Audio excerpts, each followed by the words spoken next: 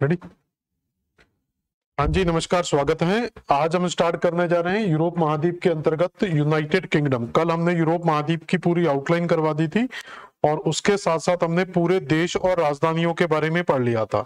इसी यूरोप का एक पार्ट है यूनाइटेड किंगडम, तो इसको हम अलग से स्टडी करेंगे। तो आज की क्लास में हम यूनाइटेड किंगडम के बारे में पढ़ेंगे। यूनाइटेड किंगडम के अंदर आपने देखा होगा कि कई बार कुछ चीजें आपके दिमाग में रहती हैं। जैसे कई बार हमने सुना होता है कि ब्रिटिश द्वीप किसे कहा जाता है। तो कई बार क्वेश्चन आता है ब्रिटिश। जैसे हम भारत में हिस्ट्री पढ़ते हैं तो हिस्ट्री के अंदर हम कहते हैं कि भारत पर ब्रिटिश ने अधिकार किया, भारत पर ब्रिटेन ने अधिकार किया, भारत पर लंदन का अधिकार था, भारत पर इंग्लैंड का अधिकार था। तो आखिर ये इंग्लैंड क्या है, लंदन क्या है, ब्रिटिश क्या है, ठीक है, और यूनाइटेड किंगडम वगैरह क्या है। तो ये ब्रिटिश द्वीप क्या है, यूनाइटेड किंगडम का मतलब क्या है, यहाँ पर लंदन का मतलब क्या है, इंग्लैंड का मतलब क्या है। तो ये कई बार हमें लगता है कि ये सारी चीजें एक ही हैं। तो हम कहते हैं कि भारत पर ब्रिटिश का अधिकार था, भारत पर यूनाइटेड किंगडम का अधिकार था, भारत पर इंग्लैंड का अधिकार था, भारत पर लंदन का अधिकार था। तो आखिर इन सारे शब्दों का मतलब क्या है, तो आज की क्लास में हम इन्हीं सारे शब्दों के बारे में समझेंगे और विस्तार पूर्वक पूरा अध्ययन इसमें करेंगे। तो सबसे पहले देखते हैं यहाँ पर। तो सबसे पहले हम जो टर्म पढ़ेंगे वो है ब्रिटिश द्वीप, कि आखिर ब्रिटिश द्वीप किन्हें कहा जाता है। तो जब ब्रिटिश द्वीप शब्द आपके सामने आएगा तो इस ब्रिटिश द्वीप के अंदर इस तरीके का जब आप मैप देखोगे तो इस ब्रिटिश द्वीप के अंदर एक पार्ट आपको दिखाई देगा जिसे कहा जाता है इंग्लैंड। तो सबसे पहला जो बड़ा पार्ट नीचे से दिखाई देगा उसको कहा जाता है इंग्लैंड, और इंग्लैंड की राजधानी आपको आगे जाके मिलेगी। ठीक है, तो पहला इंग्लैंड हो गया। इंग्लैंड के बाद अगर हम देखें तो ये बगल में जो छोटा सा पार्ट लगा हुआ है इसको कहा जाता है वेल्स। तो पहला पार्ट हमें मिलेगा इंग्लैंड, और इंग्लैंड के बाद जो दूसरा पार्ट मिलेगा वो है वेल्स। तो इंग्लैंड के साथ जुड़ा हुआ वेल्स। इस इंग्लैंड के उत्तर में जाएंगे तो यहां पर मिलता है हमें स्कॉटलैंड। तो तीसरा पार्ट हमें मिलता है स्कॉटलैंड। स्कॉटलैंड के बाद अगर आप इधर जाएंगे तो ये छोटा सा पार्ट जो आपको दिखाई दे रहा है इसको कहा जाता है नदर्न आयरलैंड, उत्तरी आयरलैंड। और इसी उत्तरी आयरलैंड के नीचे जो पार्ट हमें दिखाई देता है इसको कहा जाता है आयरलैंड। तो इस पूरे ब्रिटिश साम्राज्य के अंदर या ब्रिटिश द्वीप समूह के अंदर आप देखेंगे कि ये 5 ग्रुप आते हैं। तो ब्रिटिश का मतलब क्या होगा, एक कम्युनिटी, एक लैंग्वेज यहाँ पर जो आती है ब्रिटिश लैंग्वेज, उस बेस पर इनको 5 कैटेगरी में डिवाइड किया जाता है, जिसमें England, Wales, Scotland, northern Ireland और आयरलैंड। तो इन 5 ग्रुपों को अगर हम एक साथ पढ़ते हैं तो इन 5 को अगर मिला दिया जाए तो बन जाता है हमारा ब्रिटिश द्वीप समूह। तो क्लियर हुआ ब्रिटिश द्वीप समूह। इसमें आप देखेंगे कि इनके सबके फ्लैग आपको अलग अलग दिखाई देते हैं। तो 5 ये जो देश आपको एक तरीके से दिखाई दे रहे हैं, 5 के पास अपनी स्वतंत्रता है, स्वायत्ता है। इसके अंदर हम जाते हैं, जब एक चीज और समझ लें कि जब हम इंग्लैंड, वेल्स, स्कॉटलैंड और नदर्न आयरलैंड तो इनको पढ़ते हैं तो इसको कह देते हैं यूनाइटेड किंगडम। यहां पर अगर देशों की बात की जाए तो केवल 2 देश मिलते हैं। एक देश है यहाँ पर यूनाइटेड, ब्रिटिश कोई द्वीप देश नहीं है, याद रखना। ब्रिटिश एक कॉन्सेप्ट है, एक लैंग्वेज के आधार पर बनाया गया कॉन्सेप्ट है। तो यहां पर इन 4 ग्रुपों को अगर हम England, Wales, Scotland and northern Ireland को मिलाते हैं तो यहाँ पर एक कंट्री बनती है जिसको कहा जाता है यूनाइटेड किंगडम। तो यूनाइटेड किंगडम का अपना एक फ्लैग है। इसके बाद इनके ये राज्य, प्रांत कह सकते हैं, प्रांतीय क्षेत्र कह सकते हैं, इनके पास अपने सेल्फ के कुछ राइट है। लेकिन जो गवर्नमेंट बनेगा, प्राइम मिनिस्टर बनेगा, वो आपका यूनाइटेड किंगडम में होगा। तो यूनाइटेड किंगडम का प्रधानमंत्री बनता है, ना कि इंग्लैंड, वेल्स और स्कॉटलैंड और नॉर्दर्न। यहाँ के गवर्नर्स वगैरह बनते हैं, मेयर्स वगैरह बनते हैं, वो इसको देखते हैं। और दूसरा जो देश हमें मिलता है वो कौन सा स्वतंत्र देश, यहाँ पर आयरलैंड। तो ये 2 पार्ट होते हैं। तो ब्रिटिश आयरलैंड आइलैंड्स के अंदर जाएंगे तो एक पूरे का पूरा ये जो पार्ट है ये आपका पार्ट कहलाता है यूनाइटेड किंगडम। और इसके बाद ये जो आयरलैंड है इसको हम अलग देश मानते हैं, तो ये आयरलैंड आपका अलग देश कहलाता है। तो देखते हैं पहले, सबसे पहले यूनाइटेड किंगडम में कौन कौन से क्षेत्र आते हैं। तो देखो ये पूरे के पूरे 5 द्वीप आपको दिखाई देंगे, 1, 2, 3, 4, और यहां पर जाएंगे तो एक 5वां द्वीप आयरलैंड। तो इसके अंदर ये पूरे का पूरा देखेंगे तो यहां पर आपको एक देश दिखाई देगा जिसको कहते हैं इंग्लैंड। ठीक है, तो यहां पर इंग्लैंड मिलेगा। इंग्लैंड के पास में जाएंगे तो यहां पर हमें मिल जाता है वेल्स। तो इंग्लैंड और वेल्स अगर इन दोनों की ग्रुपिंग की जाए, तो इंग्लैंड और वेल्स की अगर ग्रुपिंग की जाए तो इस ग्रुपिंग को कहा जाता है यूनाइटेड किंगडम, और इसमें अगर हम एक देश और ऐड कर देंगे जिसको कहा जाता है स्कॉटलैंड, तो अब कितने पार्ट हो गए? वेल्स और इंग्लैंड का ग्रुप करना है पहले, फिर इस ग्रुप के अंदर ऐड करेंगे किसको? स्कॉटलैंड को। मैंने 4 पार्ट बताए थे यूनाइटेड किंगडम में। अब स्कॉटलैंड के साथ ये तो पूरे का पूरा एक आइलैंड है, इस आइलैंड पर 3 पार्ट है, वेल्स है, इंग्लैंड है और स्कॉटलैंड है। और इसमें अगर हम आयरलैंड के उत्तरी भाग को भी जोड़ लें, जिसको उत्तरी आयरलैंड कहा जाता है, तो ये 4 क्षेत्र मिलकर क्या बनते हैं हमारे? तो ये 4 क्षेत्र मिलकर बनते हैं हमारे यूनाइटेड किंगडम, जिसमें सभी की कैपिटल भी याद रखना है। तो इंग्लैंड की कैपिटल लंदन, वेल्स की कैपिटल कार्डिफ, स्कॉटलैंड की कैपिटल एडनबर्ग, और उसके अलावा नॉर्दर्न आयरलैंड की राजधानी क्या मिलेगी? बेलफास्ट। और पूरे यूनाइटेड किंगडम की राजधानी भी लंदन है। अगर पूरे यूनाइटेड किंगडम की राजधानी पूछा जाए तो यूनाइटेड किंगडम की राजधानी भी क्या कहलाएगी? यहां पर लंदन ही कहलाएगी। तो ये 4 पार्ट, और अगर हम इसमें आयरलैंड को रखते हैं तो यहां पर ही आपका आयरलैंड है। तो ये आयरलैंड अपने आप में एक स्वतंत्र देश है। तो इन चारों के ग्रुप को, ये चारों का ग्रुप कहलाता है यूनाइटेड किंगडम। तो चारों का ग्रुप कहलाएगा यूनाइटेड किंगडम, और आयरलैंड यहां पर स्वतंत्र रहेगा। अगर यूनाइटेड किंगडम और आयरलैंड को भी मिलाया जाए, अगर यूनाइटेड किंगडम और आयरलैंड को भी मिलाया जाए तो ये बन जाएगा ब्रिटिश द्वीप समूह। तो ब्रिटिश द्वीप समूह में आयरलैंड भी आता है और यूनाइटेड किंगडम भी आता है। लेकिन अगर हम केवल यूनाइटेड किंगडम की बात करेंगे तो इसमें 4 क्षेत्र आएंगे, England, Wales, Scotland and northern Ireland. इसके बाद दूसरा कॉन्सेप्ट आपसे पूछा जाता है जो है आपका ब्रिटेन। तो कई बार हमारे सामने शब्द आता है कि ब्रिटेन किसे कहा जाता है, तो इसी यूनाइटेड किंगडम के अंदर एक छोटा सा कॉन्सेप्ट चलता है ब्रिटेन का। तो ब्रिटेन का मतलब होता है यहां पर पूरे का पूरा इंग्लैंड और इंग्लैंड के साथ जुड़ा हुआ वेल्स। तो अगर आप इंग्लैंड और वेल्स को काउंट करते, केवल इतने क्षेत्र को काउंट करते हैं, तो ये क्षेत्र कहलाता है हमारा ब्रिटेन। देखो यहां से पूरा लेंगे तो यूनाइटेड किंगडम, अगर हम केवल इंग्लैंड और वेल्स की बात करेंगे तो इंग्लैंड और वेल्स इन दोनों क्षेत्रों को कहा जाता है ब्रिटेन, और ये कैपिटल हम देख ही चुके थे। इसके बाद देखो, तो ये हो गया इंग्लैंड, यहां पर इंग्लैंड के बाद यहां पर आ गया था वेल्स। तो पहला पार्ट था इंग्लैंड और दूसरा पार्ट था वेल्स। तो आप बताएंगे इंग्लैंड और वेल्स दोनों को मिलाकर क्या कहा जाता है, तो आंसर आएगा कि दोनों को मिलाकर कहा जाता है ब्रिटेन। अब इंग्लैंड और वेल्स के साथ अगर हम स्कॉटलैंड को भी ऐड कर लें, तो इंग्लैंड और वेल्स और स्कॉटलैंड इसको भी ऐड कर लें, तो ये 3 देशों का जो, या 3 प्रांतों का जो ग्रुप है, इन 3 प्रांतों के ग्रुप को कहा जाता है ग्रेट ब्रिटेन। तो अगला जो टर्म आता है वो क्या कहलाता है? Great Britain. तो ग्रेट ब्रिटेन के अंदर 3 पार्ट आते हैं, ठीक है। तो इसमें वेल्स का पार्ट आएगा, इंग्लैंड का पार्ट आएगा और स्कॉटलैंड का पार्ट आएगा। तो वेल्स, इंग्लैंड और स्कॉटलैंड को मिला देंगे तो बन जाएगा ग्रेट ब्रिटेन। तो सबसे छोटा कॉन्सेप्ट जो यहां पर मिलता है वो है ब्रिटेन। तो ब्रिटेन के अंदर आता है इंग्लैंड और वेल्स। इसको थोड़ा और बड़ा करेंगे, स्कॉटलैंड को मिला देंगे तो बन जाएगा ग्रेट ब्रिटेन। और स्कॉटलैंड के साथ साथ अगर हम आयरलैंड को भी ऐड करेंगे, तो इस आयरलैंड को ऐड करेंगे तो ये बन जाएगा यूनाइटेड किंगडम। और यूनाइटेड किंगडम के साथ अगर हम आयरलैंड को भी ऐड करेंगे तो वो बन जाएगा ब्रिटिश आइल्स द्वीप समूह। देखो जरा यहां पर समझे, एक बार पूरा समझ लो इसको, पूरा क्या है। देखो अगर हम वेल्स और इंग्लैंड को, अगर हम केवल इतना क्षेत्र लेकर चलते हैं, अगर हम केवल वेल्स और इंग्लैंड को लेते हैं तो ये कहलाता है हमारा ब्रिटेन। तो ये इतना सा क्षेत्र, अगर हम केवल वेल्स और इंग्लैंड को लेते हैं तो ये कहलाता है हमारा ब्रिटेन। क्लियर हुआ।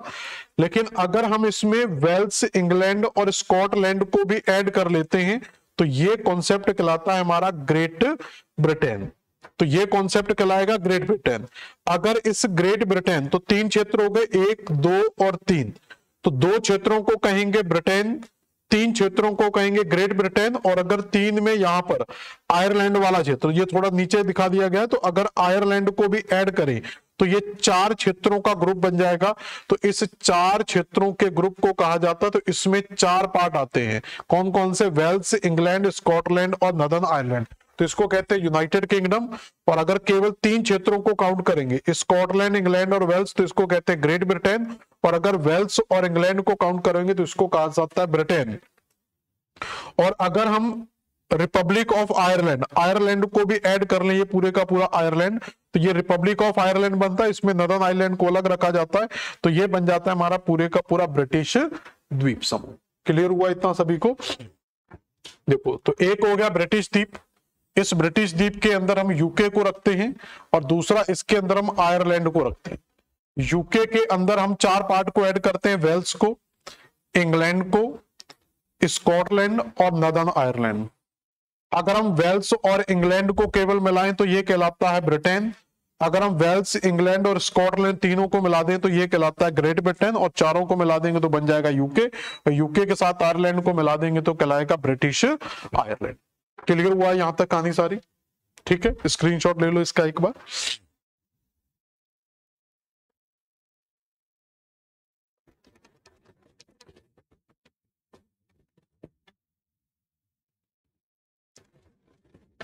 ठीक है, तो ये यहां तक की कहानी आपकी कंप्लीट होती है। एक बार इसको दोबारा से सुन लें। ब्रिटिश आयरलैंड की अगर हम बात करें तो ब्रिटिश आयरलैंड के अंदर England, Wales, Scotland, northern Ireland और आयरलैंड को भी शामिल करते हैं। अगर हम केवल ब्रिटेन की बात करें तो उसमें केवल इंग्लैंड और वेल्स को शामिल करेंगे। अगर हम ग्रेट ब्रिटेन की बात करें तो उसमें इंग्लैंड, वेल्स और स्कॉटलैंड भी शामिल होगा। अगर यूनाइटेड किंगडम की बात करें तो उसमें England, Wales, Scotland, northern island भी शामिल होगा और आयरलैंड भी शामिल होगा, तो ये बन जाएगा पूरे का पूरा ब्रिटिश आइलैंड। तो ये यहां तक के देशों की कहानी होगी, सबकी कैपिटल अलग अलग याद रखेंगे। इसके बाद यहां पर हम थोड़ा सा आउटलाइन के बारे में पढ़ लेते हैं। जैसे हमने यूरोप महाद्वीप की पूरी आउटलाइन पढ़ी थी, उसी प्रकार से यूनाइटेड किंगडम की आउटलाइन को हम यहां पर कंप्लीट करेंगे। तो आउटलाइन का मतलब कि इसके चारों तरफ भी छोटी छोटी खाड़ियां मिलती हैं, छोटे छोटे द्वीप मिलते हैं, तो उनके बारे में भी हम यहाँ पर थोड़ी सी स्टडी करेंगे। तो देखें यहाँ पर कैसे कंप्लीट करेंगे इसको। देखो, तो सबसे पहले ये ऊपर का हिस्सा है, इसको स्कॉटलैंड के नाम से जाना जाता है। तो सबसे ऊपरी हिस्से को किस नाम से जानते हैं? स्कॉटलैंड। और स्कॉटलैंड के आसपास का जो सागरी क्षेत्र है उसको स्कॉटिश सी के नाम से जाना जाता है। तो स्कॉटलैंड के आसपास के जलीय भाग को क्या बोल देते हैं? स्कॉटिश सी के नाम से जाना जाता है। तो इस स्कॉटलैंड के सबसे ऊपर जाएंगे, तो सबसे ऊपर जाएंगे तो यहाँ पर एक आइलैंड का द्वीप दिखेगा जिसको कहते हैं शेटलैंड आइलैंड। तो स्कॉटलैंड के सबसे उत्तर में एक छोटा सा पार्ट दिखाई देता है जिसको कहा जाता है शेटलैंड आइलैंड। तो ये स्कॉटलैंड का ही पार्ट है। इसके बाद जाएंगे तो ऑन्क्रे करके एक आइलैंड आपको मिल जाएगा। तो पहले शेटलैंड मिलेगा, शेटलैंड के बाद आपको क्या मिल जाएगा? ऑन्क्रे आइलैंड मिल जाएगा। ऑन्क्रे आइलैंड और स्कॉटलैंड, ये मेन स्कॉटलैंड की बाउंड्री है। तो इसके बीच में यहां पर जो गैप आपको दिखाई दे रहा है, इस गैप के बीच में एक खाड़ी मिलती है जिसको कहते हैं पेटलैंड फिर्थ। फिर्थ का मतलब यहां पर याद रखना खाड़ी ही होता है, लेकिन यहां पर स्कॉटलैंड के अंदर एक अलग ही ज्योग्राफिकल कंडीशन मिलती है जिसको फिर्थ के नाम से जाना जाता है। फिर्थ का मतलब होता है इसका जो तटीय क्षेत्र है वो काफी ज्यादा कटाफटा, मतलब तट को समुद्र की लहरों पर इतना ज्यादा नोचिंग कर दी कि इतना ज्यादा कटाफटा कर दिया कि वो आधा भाग पानी के अंदर रह गया और आधा भाग स्थल पर, मतलब एक कटा हुआ तट दिखाई देता है। तो इसी कटे हुए तटीय क्षेत्र को फिर्थ के नाम से जाना जाता है। ये केवल स्कॉटिश सागर या स्कॉटलैंड की विशेषता। तो स्कॉटलैंड की एकमात्र विशेषता है कि वहां पर क्या पाए जाते हैं? फिर्थ पाए जाते हैं। तो कई बार आपसे पूछेगा कि फिर्थ कहां पाए जाते हैं, तो केवल स्कॉटलैंड के क्षेत्र में ही पाए जाते हैं, स्कॉटिश सागर के अंदर ही पाए जाते हैं। तो पहले पेटलैंड फिर्थ याद रखेंगे। पेटलैंड फिर्थ के नीचे जाएंगे तो ये वाला क्षेत्र देखोगे तो ये भी एक खाड़ी की तरह हमें दिखाई दे रहा है। तो इसके अंदर भी आपको एक खाड़ी मिलेगी जिसको कहते हैं मोरे फिर्थ। तो यहां पर भी देखो फिर्थ शब्द यूज हुआ, फिर्थ के लिए हिंदी में याद रखेंगे खाड़ी। इसके बाद स्कॉटलैंड के अंदर अगर आप जाओगे तो यहां पर एक छोटा सा बंदरगाह आपको मिलेगा जिसका नाम है एबरडीन। तो यहां पर छोटा सा एक बंदरगाह मिलेगा जिसका नाम क्या है? Aberdeen port. ये स्कॉटलैंड का सबसे महत्वपूर्ण बंदरगाह एबरडीन पोर्ट, बिल्कुल तट पर ही आपको मिलेगा। इसके बाद ये वाला क्षेत्र देखेंगे तो यहां पर और कटा हुआ पार्ट आपको दिखाई देता है। तो ये भी एक अंदर क्यों घुसा हुआ है, इसको कहते हैं फिर्थ ऑफ फोर्थ, या इसको हिंदी में कई बार कहा जाता है फोर्थ की खाड़ी। फिर्थ का मतलब वही खाड़ी होता है, तो कई बार इसको डायरेक्ट फोर्थ की खाड़ी भी बोल दिया जाता है, तो ऐसे भी याद रख सकते हैं। तो 3 फिर्त आपको यहां पर मिलते हैं। पहला मिलेगा पेटलैंड फिर्त, उसके बाद मोरे फिर्त, और मोरे फिर्त के बाद मिल जाएगा फिर्त ऑफ फूर्त। तो पेटलैंड की खाड़ी, फिर्त की खाड़ी, मोरे की खाड़ी और फूर्त की खाड़ी, 3 खाड़ियां यहां पर मिलती हैं। शेटलैंड आइलैंड मिल जाएगा, ओंकरे आइलैंड मिल जाएगा, 2 आइलैंड मिलेंगे, और एक पोर्ट याद रखो एबरडीन पोर्ट, कहां पर है? स्कॉटलैंड में। तो ये इतना स्कॉटलैंड का याद रखेंगे। इसके अगर हम और नीचे जाएं तो यहां पर हम देख चुके थे फूर्त की खाड़ी। तो ये फूर्त की खाड़ी से अगर आप नॉर्थ नीचे जाते हैं तो ये वाला जो बेल्ट है, यहां पर भी आपको एक छोटी सी खाड़ी दिखाई देती है जिसको कहते हैं ब्रिंगटन की खाड़ी।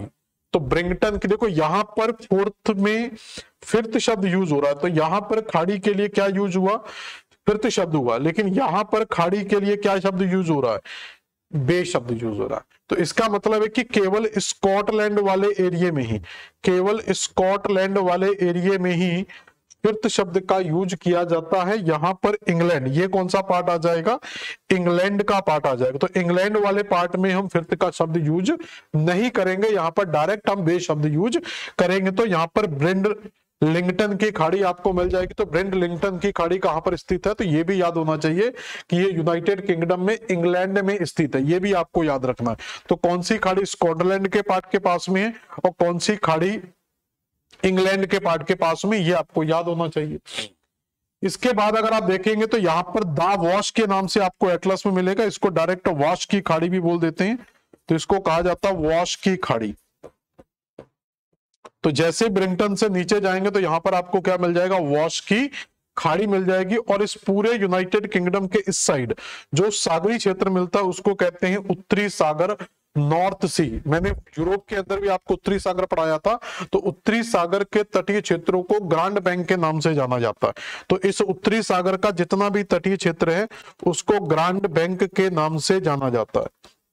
ग्रांड बैंक जो मत्स्य उत्पादन या मछली उत्पादन के लिए वर्ल्ड फेमस है, ग्रांड बैंक। जैसे ग्रांड बैंक नहीं, डोगर बैंक। ग्रांड बैंक तो वहां पर था, इसको क्या कहते हैं? डोगर बैंक। तो नॉर्थ अमेरिका में मिलता है ग्रांड बैंक, यहां पर कहा जाता है इसको डोगर बैंक। यहां तक क्लियर हुआ सभी को? अब आगे समझे।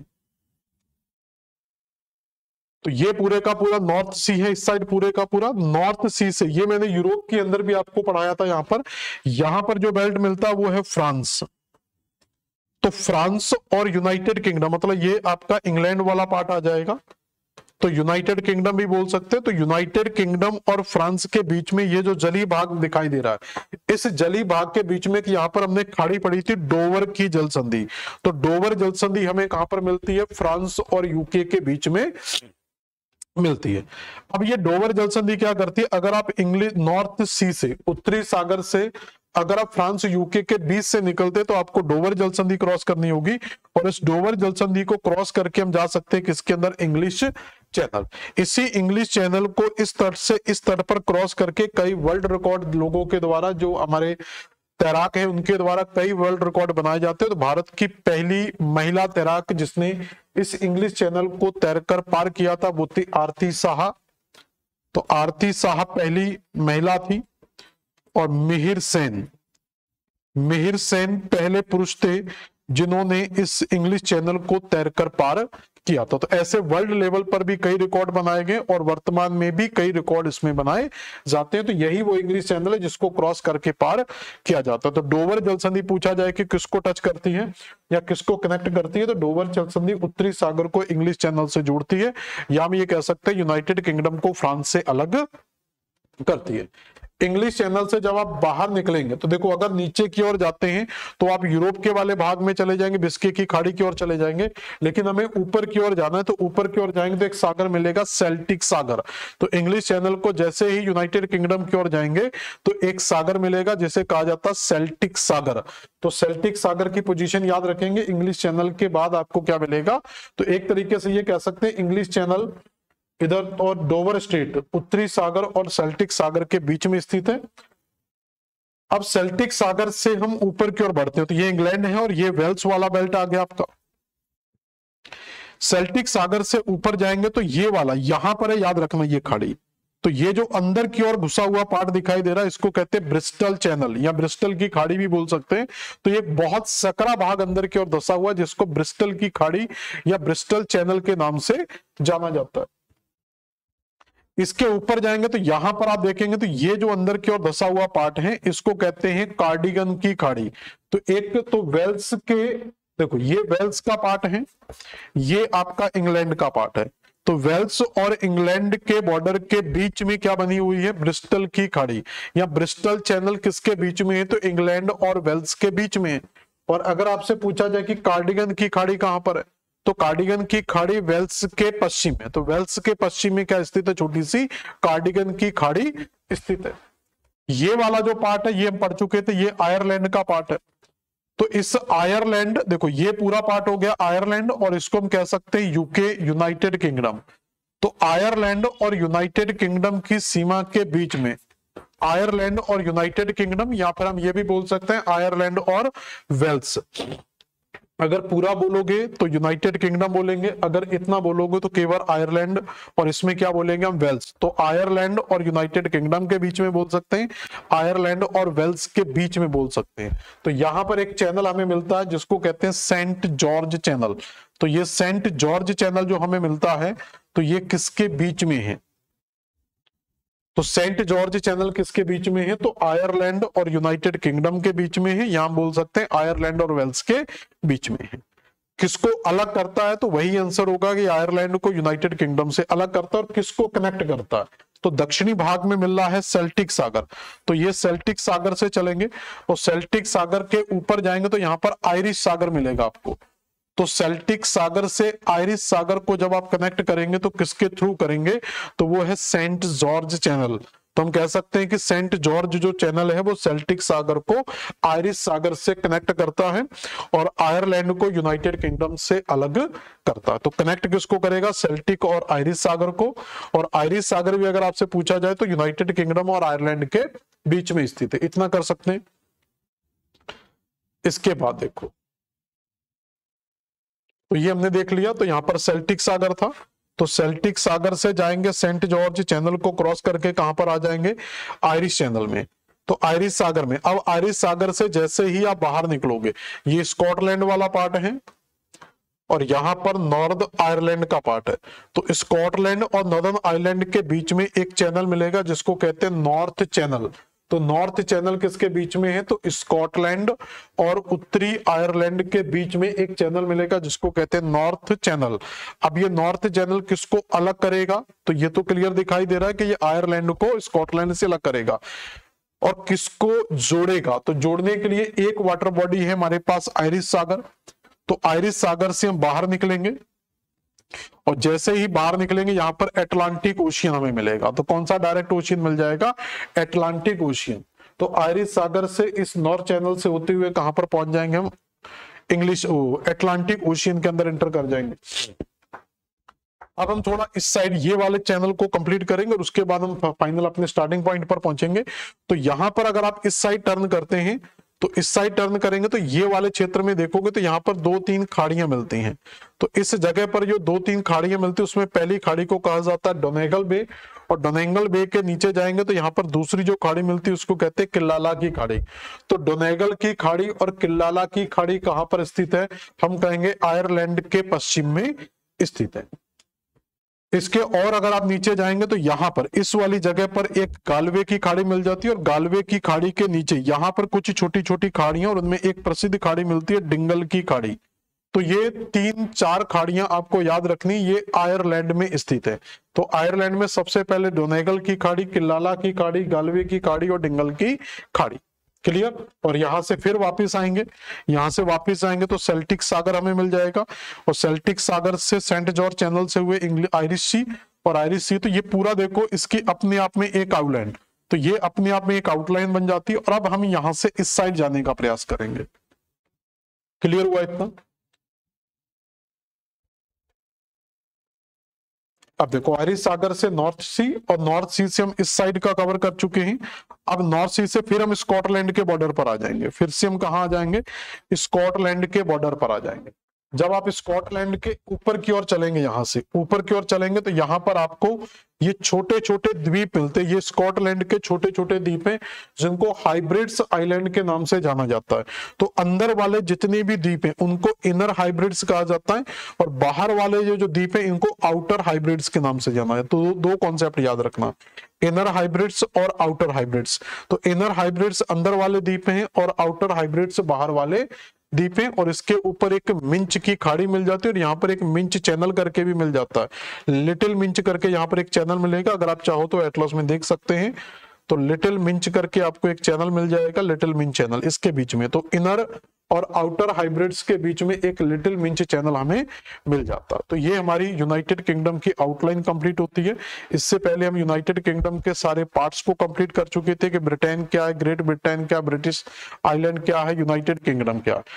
आउटलाइन के अंदर अगर आप देखोगे तो सबसे पहले हमने, ठीक है, शेटलर आइलैंड पढ़े, उसके नीचे हमने ओंक्रे आइलैंड पढ़ाया, उसके नीचे हमने पेटलैंड की खाड़ी पढ़ी। पेटलैंड की खाड़ी के नीचे जाएंगे तो मोरे की खाड़ी, मोरे की खाड़ी के नीचे जाएंगे तो वॉश की खाड़ी, वॉश की खाड़ी के नीचे हम इंग्लिश चैनल में आ जाएंगे, सॉरी उत्तरी सागर, और उत्तरी सागर से क्रॉस करके डोवर स्टेट से इंग्लिश चैनल आ गए थे, और इंग्लिश चैनल से होते हुए हम सेंट जॉर्ज चैनल से सेल्टिक सी को क्रॉस करके आयरिश सागर, और आयरिश सागर से नॉर्थ सी, नॉर्थ सी से इनर आउटर हाइब्रिड से होते हुए फिर हम फाइनली अपनी जगह पर पहुंच जाते हैं। तो ये हमारी पूरी की पूरी आउटलाइन यूनाइटेड किंगडम की कंप्लीट होती है। तो यूनाइटेड किंगडम का चैप्टर यहाँ पर आपका कंप्लीट होता है। ठीक है, ये छोटा सा कॉन्सेप्ट था, ये यूरोप से अलग नहीं है, ये यूरोप कॉन्टिनेंट के अंदर ही हमने यूनाइटेड किंगडम को कंप्लीट किया है। अब हम अगली क्लास में क्या करेंगे, तो पूरे का पूरा यूरोप महाद्वीप और इंक्लूडिंग यूनाइटेड किंगडम, इसकी पूरी फिजिकल ज्योग्राफी को पढ़ेंगे, जिसमें हम पर्वत, पठार, नदियां, झीलें, ये सारा कंप्लीट करेंगे। यूनाइटेड किंगडम में उस समय आपको दोबारा से भी पढ़ाऊंगा। ठीक है, धन्यवाद, मिलते हैं फिर अगली क्लास में।